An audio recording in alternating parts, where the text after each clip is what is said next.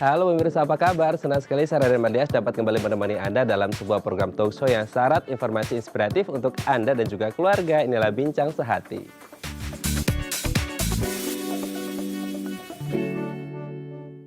Setelah memperingati World Breastfeeding Week atau Pekan Menyusui Dunia yang jatuh setiap tanggal 1 sampai 7 Agustus setiap tahunnya, dan tema tahun ini adalah Support Breastfeeding for a Healthier Planet, maka hari ini Bincang Sehati akan membahas tentang manfaat ASI bagi anak. Jadi bagi Anda nih yang akan melahirkan atau yang baru saja melahirkan, ASI itu sangat penting ya bagi tumbuh kembang sang anak. Jadi kalau Anda ingin memiliki anak yang sehat seperti itu, Anda harus memberikan ASI eksklusif kepada anak Anda. Nah, inilah topik yang akan kita bahas hari ini, yaitu manfaat ASI bagi anak. Tapi kalau kita ngomong tentang ASI, itu identik dengan ibu yang baru melahirkan. Nah, kalau kita berbicara tentang ibu yang melahirkan, ini ada beberapa gangguan psikologis seperti itu yang biasa terjadi pada ibu-ibu pasca melahirkan. Kita lihat ya, yang pertama adalah baby blues syndrome.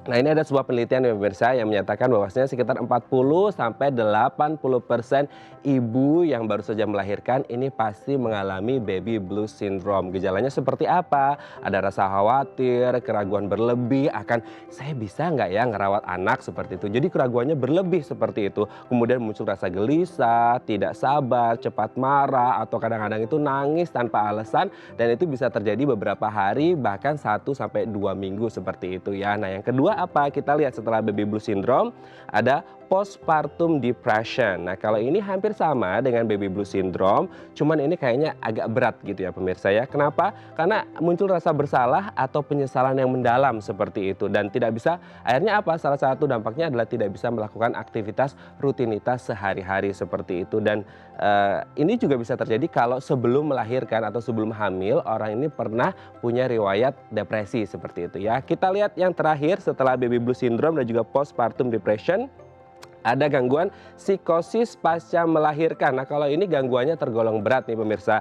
Kenapa? Karena bisa terjadi sekitar 3 bulan pertama setelah melahirkan, dan hampir sama dengan dua yang di atas tadi, baby blues syndrome dan juga postpartum depression. Tapi ini bisa tingkatnya lebih berat karena bisa mengalami halusinasi dan juga pandangan persepsinya itu agak kacau seperti itu. Nah, apakah kemudian ini lebih berbahaya? Iya gitu. Karena biasanya orang yang mengalami psikosis pasca melahirkan ini dipertimbangkan untuk mengonsumsi obat untuk antidepresan atau antipsikotik seperti itu. Tapi harus dipertimbangkan juga apakah nanti efek dari obat-obat ini akan berdampak pada kualitas ASI-nya. Nah, itu tadi beberapa gangguan psikologis yang mungkin saja terjadi pada ibu pasca melahirkan. Nanti selanjutnya kita akan membahasnya bersama pakarnya langsung. Tetap bersama kami di Bincang Sehati.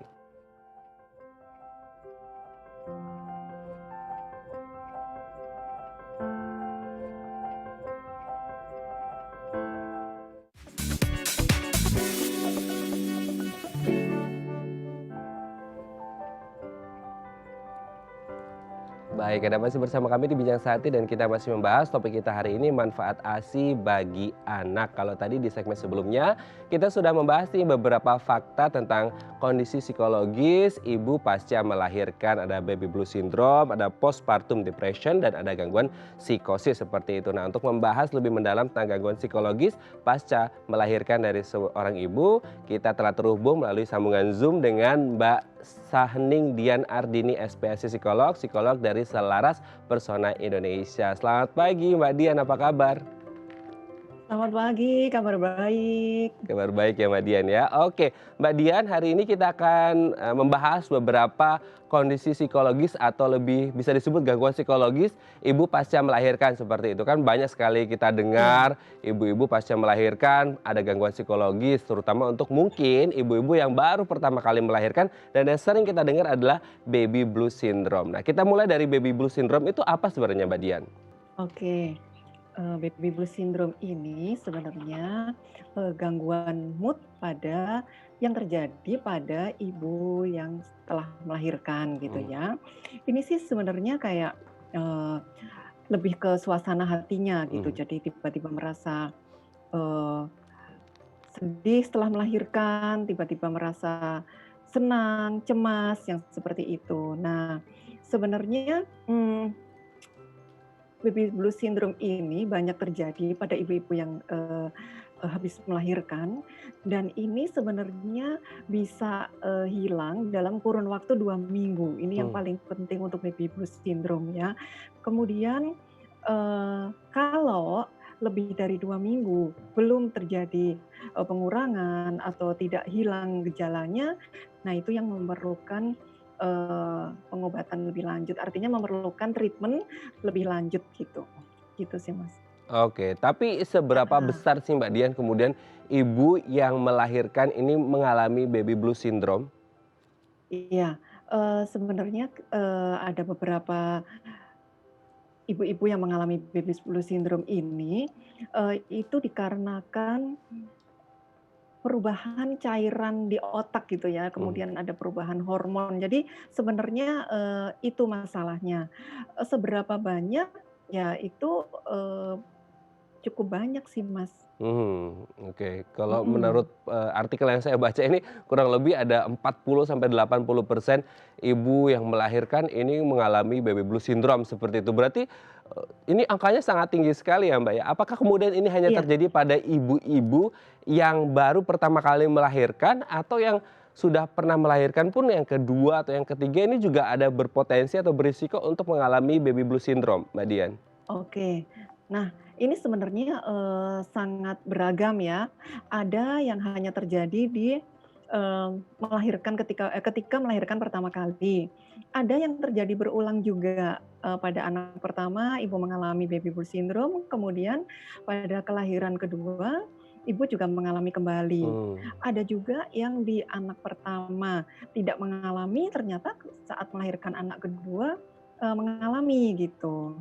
Jadi, kondisinya sangat beragam, kita juga tidak bisa artinya tidak bisa, ada patokan khusus gitu ya, patokan khusus apakah itu hanya di anak pertama atau di anak berikutnya gitu.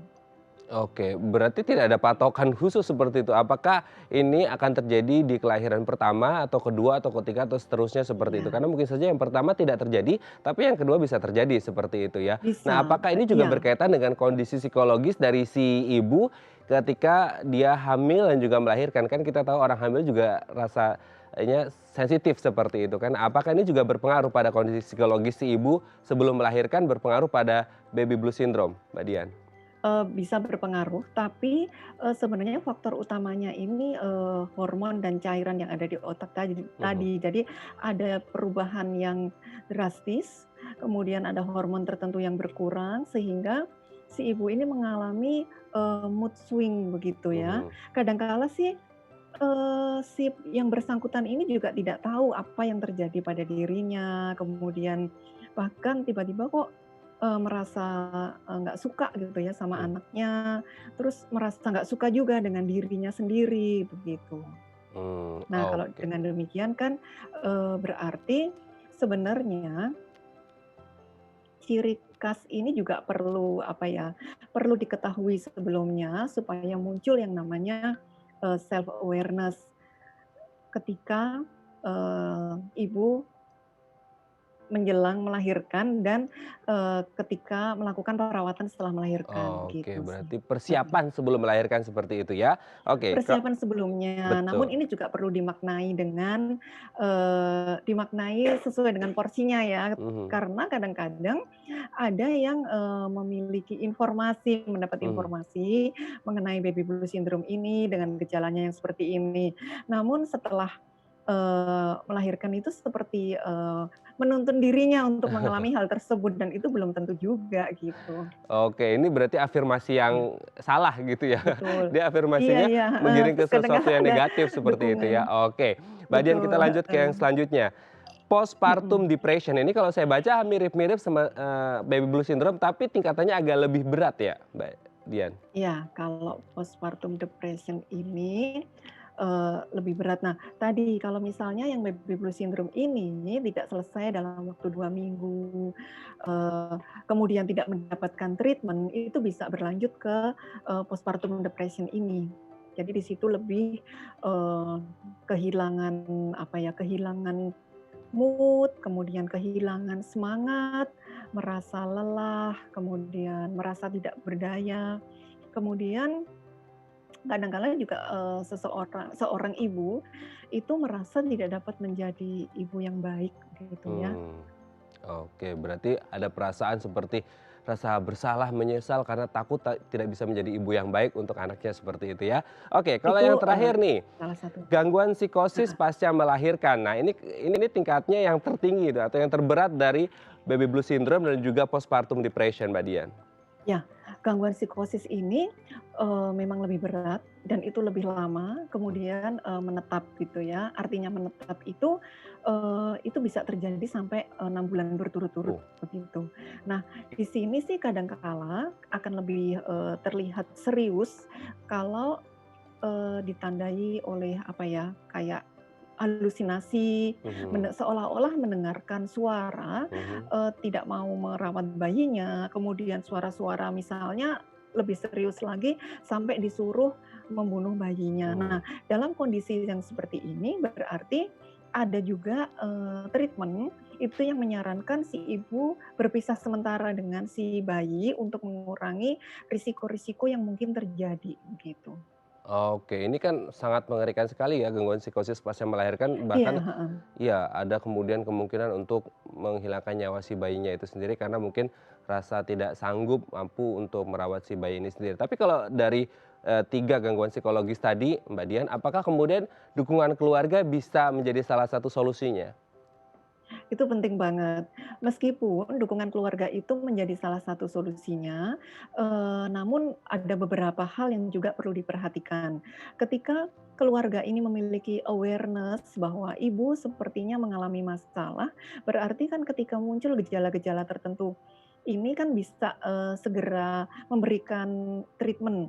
Artinya misalnya dengan mengelola apa namanya, perasaannya, diberikan apa, tidak fokus kepada hal-hal yang negatif, kemudian diajak untuk melihat, realita yang lebih baik. Kemudian kalau misalnya, perilakunya ini yang muncul sampai membahayakan lingkungan sekitarnya, misalnya muncul perilaku agresif atau mungkin mulai menyerang, baik itu orang lain, si baby maupun, dirinya sendiri, berarti ini perlu segera, bekerja sama dengan profesional. Misalnya dengan psikolog untuk mendapatkan psikoterapi atau atau dengan psikiater untuk mendapatkan, farmakoterapi, begitu. Oke, berarti memang harus membutuhkan jasa profesional untuk mengatasi, gangguan psikologis tadi ya. Baik, terima kasih Mbak Sahning Dian Ardini SPSI psikolog, psikolog dari Selaras Persona Indonesia. Semoga ini bisa mengedukasi untuk Anda yang akan melahirkan atau yang baru saja melahirkan agar bisa terbebas dan terhindar dari gangguan psikologis ya. Baik pemirsa, selanjutnya kita akan membahas tentang manfaat ASI bagi anak. Bagi Anda yang memiliki pertanyaan, Anda bisa menghubungi kami di nomor 021 2903244 atau DM Instagram kami di @bincangsehati.tv. Kami akan segera kembali.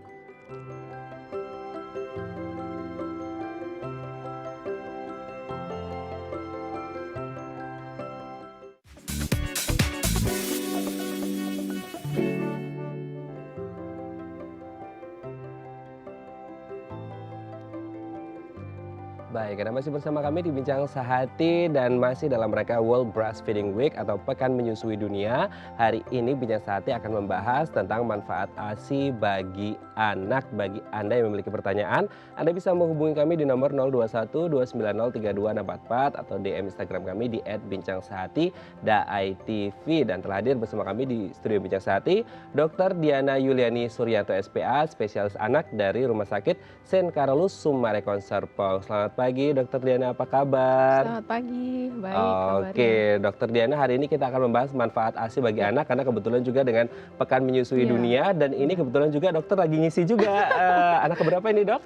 Nah, ketiga. Anak ketiga. Semoga sehat-sehat terus Ya, ya, Dok terima ya, kasih. sampai bersalinan. Oke, Dok, hari ini kita akan membahas manfaat ASI bagi anak. Tapi sebelum kita membahas manfaatnya sendiri, ASI itu apa sebenarnya sih, Dok? Ya, sebelumnya saya terima kasih. Ini memang pekan breastfeeding week ya, tanggal 1 sampai tanggal 7 Agustus.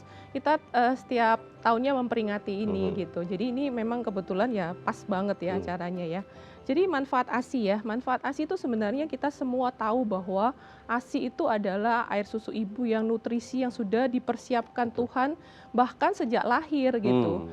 seperti kita mempersiapkan kehamilan, sebenarnya Tuhan juga udah menyiapkan makanan buat nutrisi bayi ini sendiri gitu. Jadi tentu kita tahu bahwa ASI ini banyak manfaatnya gitu ya, mulai dari manfaat untuk anak ini sendiri, manfaat untuk ibunya sendiri, bahkan sebenarnya kalau kita bilang adalah manfaat untuk ya dunia, karena tema dari Breastfeeding Week ini sendiri adalah menyusui untuk mensupport healthier planet gitu. Jadi sukses menyusui untuk kesehatan bumi lah istilahnya gitu. Jadi kita tahu bahwa ASI itu manfaatnya mulai dari dia awal lahir sampai dia akan mensupport ASI terus sampai bisa sampai 2 tahun ya, yang kita tahu ya. Cuman yang ASI eksklusif yang kita rekomendasikan adalah 6 bulan pertama kehidupan dia ya gitu. Jadi dari tumbuh kembang dia, nutrisi sebagai makanan utama bayi itu memang sudah nggak bisa lagi digantikan dengan makanan lain sih gitu.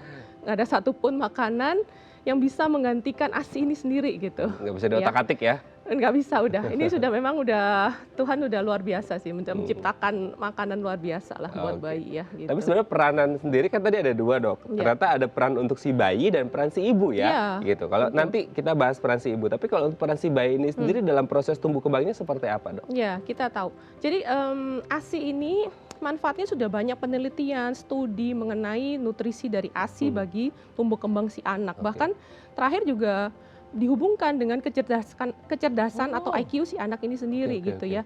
Tumbuh kembang kita tahu bahwa ada 2 aspek ya, ada tumbuh dan ada kembang gitu. Kalau tumbuh kita melihat dari panjang badan ya, lingkar kepala, berat badan, sedangkan kalau aspek kembang atau perkembangan anak itu dilihat secara kualitatif. Jadi misalnya kecerdasan dia, kemampuan motorik dia, atau ya secara psikologis, mental dan emosional anak ini sendiri ya. Apa hubungannya dengan ASI? Bahwa kita tahu ASI ini memang sudah yang paling cocok lah untuk bayinya. Nggak mungkin misalnya kita lihat bahwa ASI ini dikeluarin dari ibunya sendiri ya, itu yang paling cocok bahkan untuk bayi prematur sendiri gitu. Jadi apa manfaatnya untuk tumbuh kembang? Kita tahu bahwa di dalam ASI nutrisinya sudah sangat lengkap, baik karbohidrat, protein, lemak ya, bahkan zat-zat vitamin dan mineralnya itu semuanya sudah memang kita sampai amazed ya, memang tidak ada cairan lain lah yang bisa menggantikan. Bahkan sebenarnya kalau boleh maaf susu formula atau susu makanan pengganti lain itu mirip-miripin ASI gitu. Jadi dibuat secara demikian rupa sehingga bisa mirip sama ASI gitu. Tapi tetap tidak ada satupun yang bisa menggantikan, terutama adalah antibodi dari ASI ini sendiri gitu. Nah, antibodi ini yang tidak ditemukan di makanan yang lain. Tumbuh kembang anak tentu kan faktornya banyak ya, dari nutrisi yang baik sejak dari dia lahir, bahkan sebenarnya dipersiapkan sejak dari ibu ini hamil ya, sampai 1000 hari kehidupan anak ini. Tentu juga ditambah dengan untuk perkembangan adalah stimulasi yang adekuat ya. Jadi nggak juga hanya nutrisi aja, tapi tentu juga ada stimulasi yang tepat lah untuk anak ini bisa tumbuh sehat, pintar ya. Tentu juga itu yang paling diharapkan orang tua ya gitu. Oke, itu dari peran bayi, si bayinya sendiri atau si anak itu sangat luar biasa efeknya seperti itu ya.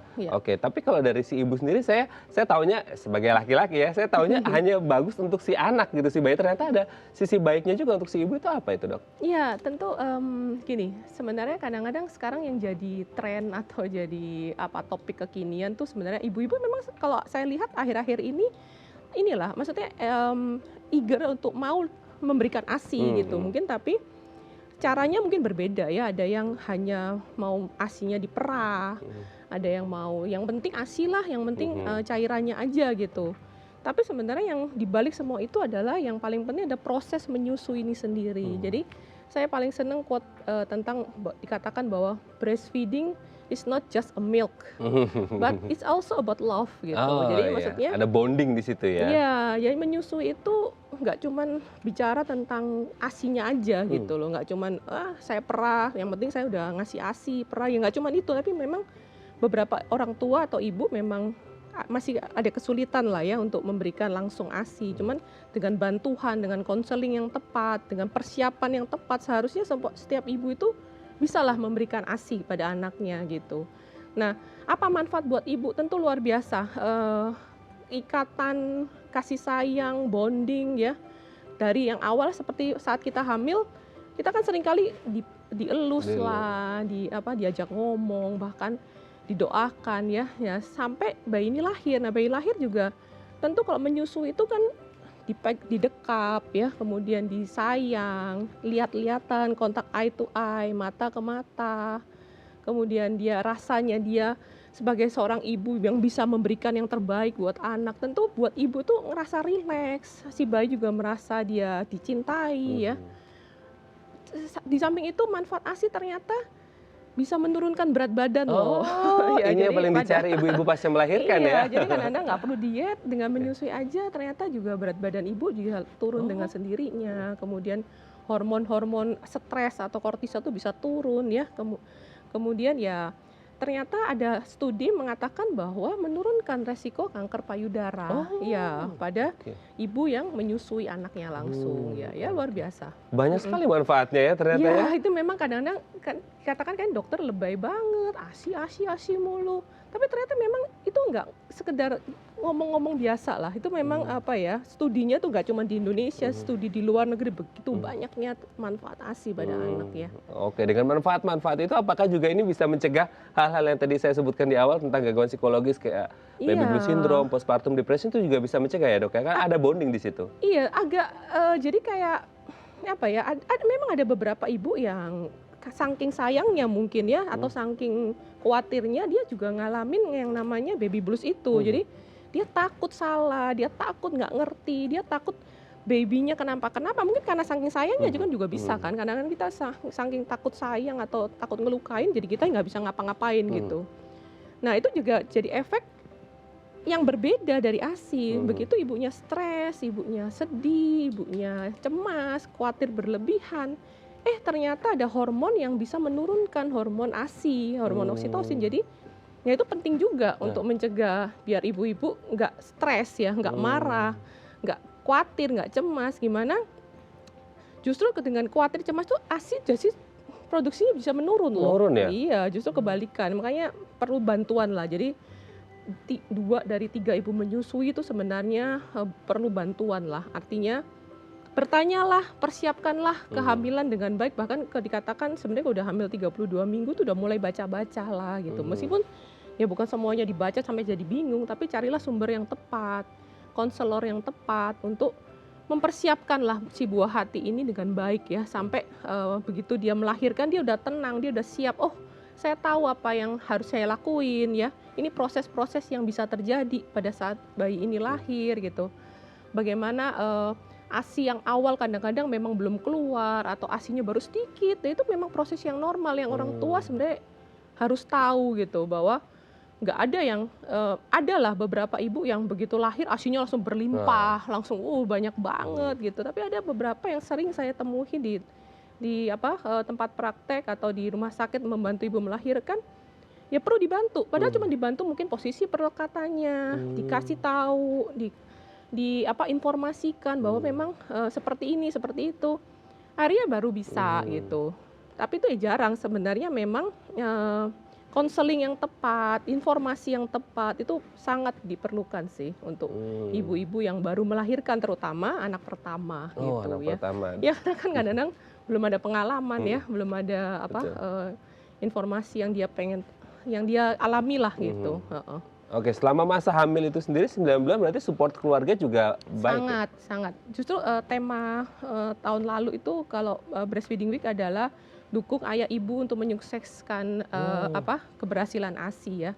Ya, sangat-sangat penting sih kalau aku bilang. Karena kadang-kadang kita merasa sendiri, sudah ngelahirin hamil udah capek ya, kemudian berat, lahiran anaknya nangis terus. Itu benar-benar butuh support, dukungan ya dari orang tua, terutama memang suami sebenarnya. Makanya ada istilah sekarang ayah ASI. Nah, itu ya kan? ada tuh komunitas ayah ASI gitu ya. Iya, komunitas ayah ASI itu sangat penting sih. Saya rasa memang orang tuh ayahnya yang mendukung itu nomor 1. Karena kalau tanpa dukungan dari suami atau ayahnya, ya mungkin berhasil, tapi ya lebih berhasil banyak adalah dua-duanya support banget gitu. Kedua tentu nggak cuman ayah, adalah lingkungan di sekitarnya dia ya, orang Mhm. tuanya, mertua, atau ya pengasuh yang saling membantu lah gitu istilahnya ya. Gitu. Oke Jadi oke ibu memang merasa dicintai, dia merasa didukung, ya dia semangat untuk ngasih yang terbaik lah buat anaknya, dan itu juga bisa gitu. mempengaruhi lancar atau tidaknya waktu melahirkan ya, Dok, ya? Iya, of course lah, pasti banget lah Mhm. itu ya. Kalau Oh, nggak ada dukungan ya kita manusia nggak bisa sendiri kayaknya ya. Ya, oke berarti memang semua. dukungan itu sangat penting. Tapi kalau berbicara tentang dampaknya sangat Iya, luar biasa manfaat untuk si bayi dan si ibu, sekarang kita ngomong ini untuk jadi warning juga untuk yang lainnya yang akan melahirkan iya, atau yang baru saja melahirkan. Dampaknya kalau tidak diberikan menyusui ya. ASI? Tidak memberikan ASI berarti Mhm, pakai tambahan ya. iya. Ya sebenarnya sih asal gini, kalau saya bilang saya juga kadang-kadang kalau mau baca ya di Instagram atau di cerita-cerita orang tua, kadang-kadang juga jadi kayak dua kelompok gitu. Oh ini anak ASI, ini anak bukan ASI, ini ibu ASI perah, ini ibu ASI menyusui. Itu sebenarnya juga bukan klaim atau apa ya, jadi disudutkan gitu loh. Mhm, Kesannya kayak dibedakan lah. mhm, Padahal kita nggak harapkan itu, tapi kita sebagai tenaga medis, sebagai konselor itu sebenarnya hanya menyarankan, tapi juga sebenarnya tidak memaksakan atau harus ngecap, oh bayi yang tidak diberikan ASI itu jelek, bayi mmm, yang tidak bisa nyusuin langsung itu jelek mhm, dibandingkan bayi ASI menyusui langsung, ya nggak juga sih. mhm, Jangan punya cap-cap seperti itu, mhm. karena itu akan jadi Di kotak-kotakan jadi ya ya? di kotak-kotakan jadinya, itu yang jadi prihatin sebenarnya. Yang Mhm, penting sebenarnya adalah carilah awal, bantuan yang tepat ya mhm, karena itu pengetahuan itu sebenarnya boleh untuk awal ibu tahu. Nah sekarang kok dampaknya nggak menyusui ya kita tahu nutrisi, manfaat ASI sedemikian mhm, banyaknya gitu. oke. Artinya manfaat ASI itu udah memang, udah kalau mau baca tuh bisa dari A sampai Z manfaatnya ada semua gitu. Nah dampaknya apa ya, tentu kebalikan dari manfaat yang dia nggak bisa dapatin gitu. Cuman Oh, yang paling kita khawatirkan sebenarnya adanya terjadinya, alergi sih, mmm, alergi pada misalnya nggak bisa diberikan ASI, diberikan makanan tambahan lain, jadi alergi. mhm, Nah kalau terjadi alergi tentu ya itu kan juga repot juga kan ya, artinya harus, cari yang mhm, cocok, kemudian belum tentu bayinya langsung ketemu yang pas mhm, gitu. Nah manfaat ASI salah satunya adalah, menurunkan resiko infeksi. mhm, Nah, sekarang kalau nggak diberikan ya tentu ada resiko mmm, meningkat untuk untuk terjadinya penyakit, mungkin ya ah, penyakit saluran nafas, mhm, penyakit diare, kemudian penyakit-penyakit yang mhm. mungkin bisa timbul untuk efek jangka Nah, panjangnya. nanti kita Nah akan itu. bahas penyakit-penyakit apa saja yang mungkin bisa timbul di long term-nya atau jangka panjangnya. Dan kita Ya, tahan terlebih mhm. dahulu. Bagi Anda pemirsa yang memiliki pertanyaan tentang manfaat ASI bagi anak seperti itu ya, Anda bisa menghubungi kami di nomor 021 290 32644 atau DM Instagram kami di @bincangsehati.tv. Kami akan segera kembali.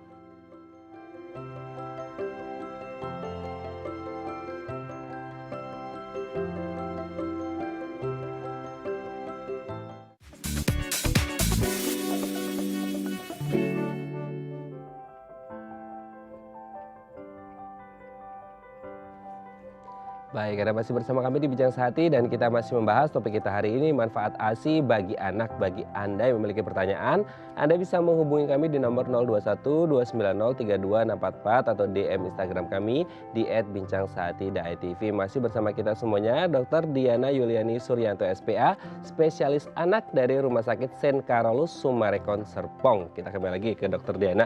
Dok, melanjutkan tadi di Ya, segmen sebelumnya yang kepotong, ini sebenarnya ada dampak apa sih, penyakit seperti apa yang mungkin bisa timbul ketika anak ini tidak mendapatkan ASI? iya. Jadi kita kan tahu manfaat ASI sedemikian banyak ya. Salah satunya adalah ASI itu bisa menurunkan resiko infeksi saluran nafas ya. Kita harapkan bayi itu sebenarnya sehat, jarang batuk pilek, sampai anak ini kalau kita harapkan 3 bulan lah ya, 3 bulan tuh hampir kita harapkan sehat lah, jangan datang dengan dok, anak saya batuk, anak saya pilek gitu. Karena kenapa? Karena di dalam ASI itu ada antibodi ya, antibodi atau kekebalan tubuh yang bisa memproteksi atau melindungi si bayi ini sendiri. Jadi kalau secara studi sepertiga kejadian infeksi saluran nafas atas ini bisa diturunkan lah dengan anak dengan pemberian ASI eksklusif saja gitu. Kemudian bisa menurunkan resiko diare tentulah kalau diare ini sudah secara logika aja kita udah tahu, karena kita tahu bahwa kalau menetes langsung nih direct feeding gitu, ya mau diare dari mana gitu, nggak mungkin lah kita kan. Kalau misalnya ada media lain, misalnya botol susu lah ya, kemudian air, kalau bikin formula mungkin nggak steril, atau mungkin cara kebersihan pemberiannya itu sangat bisa meningkatkan resiko terjadi diare pada anak gitu.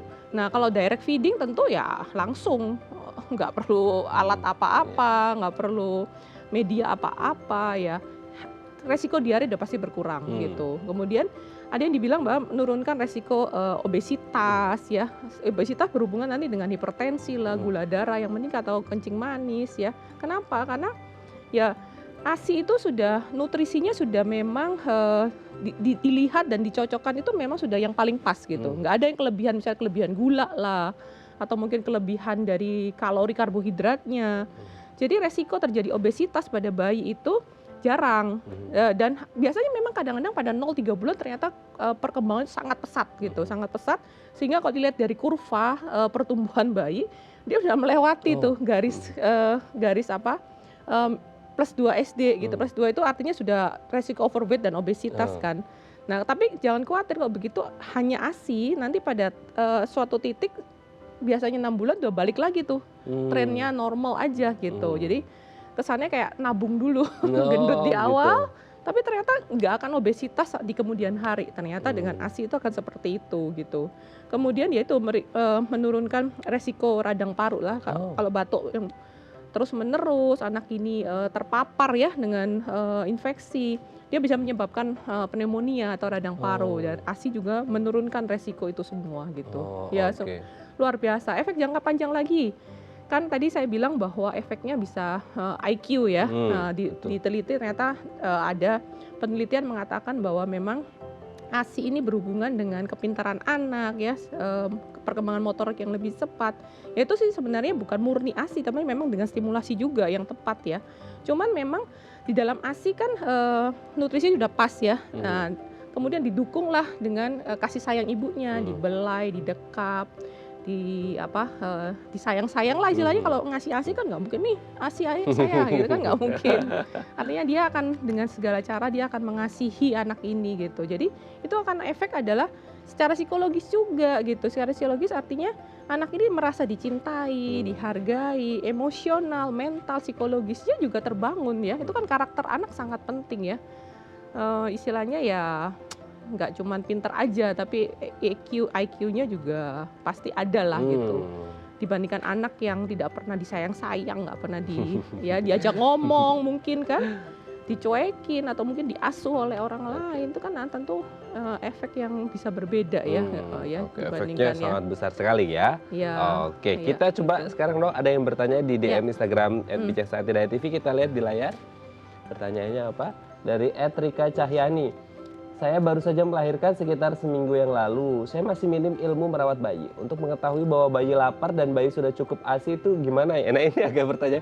Ini pas lapar itu gimana? Apa pas nangis dan pas kenyangnya itu kapan gitu? Ya ini salah satu pertanyaan yang sering banget memang ditanyakan, karena kadang-kadang kalau menyusui langsung tuh kita nggak, orang tua kan ibunya terutama, ini minum nggak sih ya bayinya ini ya? Jangan-jangan cuma nempel doang, atau jangan-jangan dia cukup nggak? Kalau kadang-kadang kalau orang tua lebih tahu itu kayak kelihatan mata gitu loh. Misalnya kalau susu formula kan 100 cc atau 30 cc itu kan kelihatan, dia habis segini gitu. Dan kalau nggak kelihatan ya, kan nggak kelihatan. Nah ini penting, jadi kita akan tahu tanda kecukupan ASI, dan ini orang tua harus tahu sih.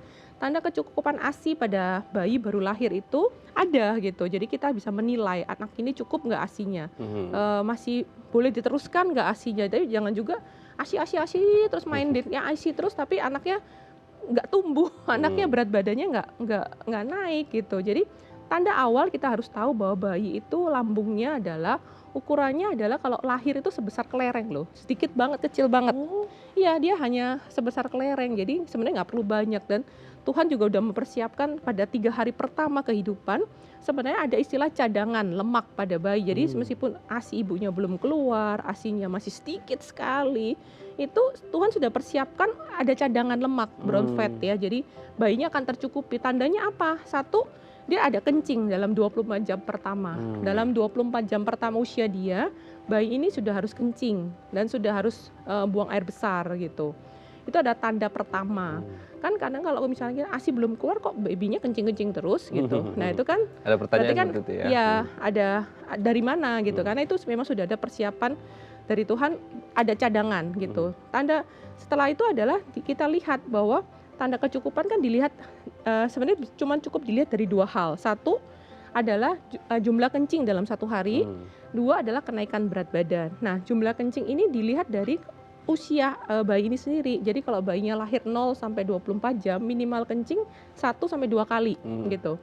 Nanti kalau lahir usianya udah 2 hari 48 jam dia minimal 2-3 kali kencing. Sampai anak ini usia 5 hari ke atas ya. 5 hari ke atas minimal kencing sudah harus 6 sampai 8 kali. Lebih bagus gitu. Makin sering juga makin bagus, berarti ASI-nya banyak. Nah, dan kedua adalah kenaikan berat badan tentu kan. Nah, tapi kenaikan berat badan ini juga jangan jadi patokan utama karena ternyata bayi baru lahir itu akan mengalami penurunan berat badan dulu gitu. Begitu dia lahir misalnya berat badannya 3 kilo, pulang rumah sakit hari kedua ketiga udah pasti turun. Udah pasti turun, kira-kira kita harapkan memang turunnya nggak banyak ya. Kita harapkan turun hanya sekitar 7-10%, nggak boleh lebih dari itu juga. Kalau lebih dari itu juga jangan dibiarin, Bu ASI aja terus, ASI terus, ya nggak bisa juga gitu. Artinya ada pemantauan lah gitu. Jadi kalau bayi turun masih di bawah 7%, udah udah bagus banget. Nanti kita harapkan dia balik berat badan asal, itu pada usia dia seminggu sampai 10 hari lah. Gitu. Jadi kan biasanya habis begitu bayi lahir kan suruh kontrol ya. Kalau suruh kontrol nanti dokter akan menilai berat badan lahirnya berapa, berat badan sekarang berapa, turunnya berapa banyak ini gitu. Kalau masih turun dalam range 7% ya, maksimal 10% masih baik lah gitu. Tapi udah lebih dari itu harus ada evaluasi. Apakah ASI-nya masih mencukupi nggak? Apakah benar nggak menyusuinya? Jangan-jangan cuma nempel doang. Ya itu. Jadi itu yang perlu dinilai. Jadi hanya kencing sama ya nanti kenaikan berat badan. Terus saat itu aja cukup ya. Tapi pas lapar itu pas apa sih? Iya, nangis itu adalah bukan satu-satunya tanda bahwa bayi lahir. Sebenarnya ada istilah adalah feeding cues pada bayi ya. Ada early sign, ada mid sign, sama late sign sebenarnya. Early sign itu bayi kelihatan seperti mencari, jadi kepala nengok kiri, nengok kanan, ya dia udah mulai mencari routing namanya, mengisap gitu ya. Itu sebenarnya tanda awal yang orang tua bisa lihat sih pada bayinya. Oh ini bayinya udah mulai nih, udah mulai lapar, boleh tawarkan gitu. Kemudian ada istilah namanya mid cue. Mid cue itu udah setengah lapar. Nah, anaknya udah mulai gerakannya meningkat. Udah mulai agak gelisah ya, udah mulai masukin sesuatu ya. Belum nangis itu, belum nangis. Jadi itu sebenarnya udah tanda mid cue, udah lapar nih, harus kasih aku minum gitu. Sampai akhirnya ada istilah late cue. Nah, late cue itu mukanya udah merah, anaknya udah gelisah, tangannya udah mengepal ya, sampai nangis. Nah, sebenarnya tapi kalau udah late cue itu tenangin dulu bayinya, baru susuin gitu. Karena dengan keadaan yang nangis kenceng terus langsung disusuin biasanya bayi nggak mau ya. Ya tapi ya harus tahu bahwa bayi menangis tidak hanya lapar nih, kurang minum nih gitu, ASI-nya kurang nih, enggak kan, menangis adalah bahasa dia ya. Jadi artinya dia mungkin nggak nyaman, dia mungkin pengen digendong, dia mungkin kedinginan atau mungkin basah kencingnya, pupnya, itu kan perlu diperhatikan ya, selain lapar gitu. Berarti ibu-ibu ini harus belajar lebih mendalam ya. Iya, bacalah. Baca ya, sumber informasi sebenarnya banyak informasi yang bisa didapat sih ya. Oke, tapi kalau berkaitan dengan ini banyak juga pertanyaan ya. Semoga tadi bisa menjawab pertanyaan Bu Rika juga ya. Tapi ini pertanyaan juga mungkin dari banyak ibu-ibu yang baru saja melahirkan. Kalau produksi ASI-nya kurang itu gimana, Dok? Iya. Dan cara biar lancar gitu. Ini jadi ketakutan ibu-ibu karena memang jangan-jangan ASIku kurang, ASI saya kurang gitu. Bayinya nangis terus, rewel terus gitu. Nah, itu balik lagi bahwa bayi menangis, bayi rewel belum tentu dia ASI kurang kan gitu ya. Tapi caranya taunya bagaimana, atau bagaimana cara memperbanyak ASI nih. Misalnya memang benar-benar jelas-jelas kurang sih memang ya, berat badannya harusnya naik, kalau 0 sampai 3 bulan tuh harusnya naik 1 kilo lah ya, kurang lebih ya. Jadi lahir tuh naik 1 kilo gitu. Kalau dia naiknya seret banget, naiknya dikit banget, berat badan lahir belum tercapai bahkan, ya memang mungkin kita harus evaluasi kan. Nah, kalau tanda-tanda ASI kurang atau gimana cara memperbanyak ASI juga banyak informasi yang didapat. Jadi kalau tanda ASI kurang kan tadi yang bilang ya kayak berat badannya tidak sesuai dengan usianya dia gitu. Jadi kalau lahir misalnya 3 kilo harusnya usia ketemu lagi dokternya usia 2 bulan udah naik nih 600 sampai 1 kilo lah gitu. 3 bulan harusnya naik lagi kira-kira 600 1 kilo lagi. Kalau tercukupi udah pasti yakinlah ASInya kamu baik bagus gitu. Nah, tapi kalau memang terjadi kekurangan, misalnya kok naiknya nggak sesuai, naik cuma 300 gram, naik 500 gram, nggak sesuai yang kita harapkan gitu, kita perlu evaluasi. Nah, balik lagi sebenarnya kuncinya adalah kunci keberhasilan ASI itu adalah satu, sebenarnya kita akan lihat dulu, sebenarnya konsultasikan bahwa cara menyusuinya udah benar nggak gitu, posisi dan perlekatannya udah sesuai nggak. Kadang ada yang menyusui ibunya kesakitan terus tuh, sakit tadi kayak menyusui kayak ketakutan dianya. Ada yang seperti itu, jadi kayak bayinya mau mendekat dia udah takut banget kan, sakit dia nyeri gitu pada saat seperti digigit lah, sampai lecet lah bahkan sampai berdarah loh. Ya itu kan jadi nggak pas berarti ya, atau menyusu lama banget nggak selesai.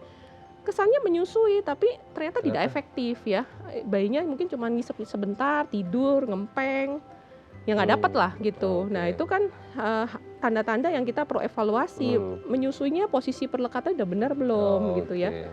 Kemudian balik lagi ya kita nilai lagi kualitas ASInya seperti apa ya, meskipun kita tahu bahwa kualitas ASI itu ya nggak ditentuin lah dengan misalnya makan tertentu atau minuman tertentu atau jamu-jamuan tertentu ya. Oke, berarti memang tidak hanya asupan si ibu tapi juga perlekatan segala macam itu juga menjadi posisi, itu menjadi faktor juga ibu-ibu harus tahu seperti itu ya. Iya, posisi yang nyaman bagaimana untuk menyusui. Kalau udah nyaman, ibunya happy, breastfeeding happy, itu ASI itu akan dengan sendirinya keluar ya, terproduksi dengan lancar seperti itu ya.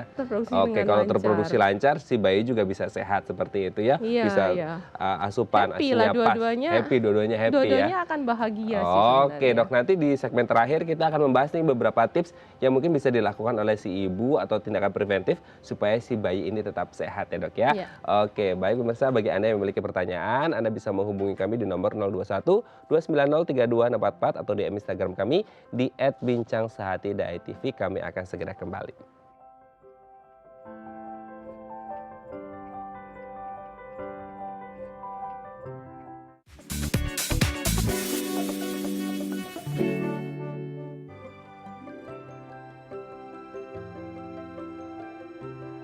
Baik, Anda masih bersama kami di Bincang Sehati dan kita masih membahas manfaat ASI bagi anak bersama dengan Dr. Diana Yuliani Suryanto SPA, spesialis anak dari Rumah Sakit Sen Karolus Sumarekon Serpong. Oke dok, sekarang kita akan membahas beberapa tips. Kita akan coba kerucutkan beberapa tips untuk membuat si bayi ini tetap sehat. Kita lihat yang pertama, mencuci tangan. Ini biasanya kalau kita lihat kan banyak orang ketika ketemu anak kecil dipegang-pegang, itu nggak baik ya dok ya? Iya, ya cuci tangan apalagi musim sekarang ya, masa-masa pandemi ini udah sangat-sangat penting karena memang kebersihan tangan tuh awal mula sakit lah kalau kita nggak rajin cuci tangan, kita pegang-pegang sesuatu, apalagi pegang bayi orang, bayi anak kita sendiri, tentu kebersihan itu ya penting kan, gimana cara mencuci tangan yang baik. Saya sudah banyak gerakan-gerakan cuci tangan yang bisa dilihat di website di internet ya, bagaimana mencuci yang benar, nggak cuma air sabun terus kucuk-kucuk udah selesai gitu. Tapi memang ada step-step bahwa cuci tangan itu dimulai dari diputar ya, digosok di sela-sela jari, telapak jari, bahkan di ibu-ibu jari. Kemudian biarkan dengan air yang mengalir gitu ya, bukan hanya dicelupin di baskom mungkin. Air yang mengalir pokoknya ya. Ya air mengalir itu perlu diketahui lah gitu ya. Oke, kita lanjut ke selanjutnya. Membersihkan mulut bayi, ini biasa kalau bayi mungkin belum bisa sikat gigi kan gitu. Nah ini juga penting ya dok ya? Perlu, membersihkan mulut bayi bisa dimulai bahkan sejak bayi ini lahir. Kalau memang kita lihat ada sesuatu yang misalnya ya, memang kadang-kadang kalau ASI saja sih hampir jarang lah terlihat misalnya putih yang menempel. dibandingkan Oke. susu formula. Susu formula biasanya lebih nempel dia. Jadi kita perlu bersihkan. Cara membersihkan mulut bayi nggak perlu ribet sih sebenarnya, hanya kalau nggak punya, sekarang sih banyak dijual ya kayak apa sarung tangan yang dimasuki di jari yang disposable gitu, begitu pakai terus buang aja. Tapi juga bisa pakai hanya kasa steril sebenarnya. Oke. Nah, basahin aja kasa sterilnya dengan, kadang-kadang saya bisa bilang bahwa yang penting air yang bersih, air hangat, air mateng lah ya, atau ASI sendiri, tetesnya dikit terus bersihin. Oke, tapi Bersihin sebenarnya selain berputar mulut gitu. bayi juga payudara ibu juga harus dibersih ya dok ya? Iya, cuman memang itu yang jadi salah kaprah. Kadang-kadang ada orang tua yang mau nyusuin tuh harus cuci-cuci dulu, disabunin dulu, itu nggak perlu sih sebenarnya. Kita Oke. tahu bahwa sebenarnya payudara ya steril lah ya, kecuali kalau dia habis ngapain sih berkeringat banyak mungkin. Tapi jangan salah bahwa sebenarnya di dalam payudara ini sendiri ada apa ya, istilahnya sel-sel darah putih yang justru baik loh buat bayi. Ya nggak perlu lah terlalu dibersihkan tiap kali mau menyusui. Oke. Ya. Oke. Terakhir mungkin dok, singkat saja. Ya. Ini kalau produksi ASI-nya kurang, donor ASI itu bagaimana menurut dokter? Iya. Donor ASI ini sebenarnya kan kita tahu karena mungkin ASI yang paling baik ya dibandingkan manapun. Jadi ada hierarkinya pemberian anak. Jadi ASI ibunya sendiri, kemudian kok dengan satu hal, dengan pengecualian dia tidak bisa memberikan ASI, itu kita bisa hierarki kedua bukan langsung susu formula, adalah donor ASI ya. Donor ASI baru susu formula. Nah, donor ASI ini tapi harus diperhatikan. Saya sangat concern, saya sangat kadang-kadang miris juga ngelihat kalau di Instagram donor ASI karena kulkas saya penuh. Saya tidak makan daging, saya tidak, misalnya ya. Saya tidak merokok, tidak konsumsi obat. Jadi alasannya karena kulkas penuh, dia kasihlah ASI-nya ke ibu-ibu tuh yang nggak tahu saya dari mana. Padahal donor ASI itu harus sangat diperhatikan bahwa ada syarat-syaratnya loh untuk memberikan donor itu sendiri. Bukan cuma karena ASI-nya berlebihan di kulkas nggak muat terus dilempar ke orang gitu. Ada syaratnya bahwa satu, bayinya itu harus sama usianya, paling nggak kurang dari 6 bulan. Jadi nggak bisa bayi lahir terus minta ASI ya anaknya udah 2 tahun tuh atau setahun, nggak bisa. Kedua, dia harus bebas dari, ini yang penting nih, bebas dari penyakit. HIV terutama karena dia bisa menular dari ASI ya, hepatitis, kemudian sifilis ya. Kalau nggak tahu bagaimana, nggak yakin bayinya, jangan dikasih atau cek dulu. Harus gitu. cek sehat atau tidak seperti itu ya, baru kemudian bisa nggak bisa langsung dikasih. Jadi Oke. begitu dapat, misalnya dapat donor nih, orangnya sehat udah dicek, nggak bisa langsung dikasih, harus namanya dilakukan pasteurisasi atau pemanasan. Oke, berarti harus sehat seperti itu ya. Baik. Banyak stepnya. Banyak stepnya ya. Baik, terima kasih. Dokter Diana ini sangat informatif, tapi waktu juga yang membatasi kita. Terima kasih Dokter Diana. Baik pemirsa, Anda bisa mengirimkan kritik dan saran di nomor 0889 8100 5000 atau bisa follow media sosial kami di @bincangsaat.tv. Saya Rada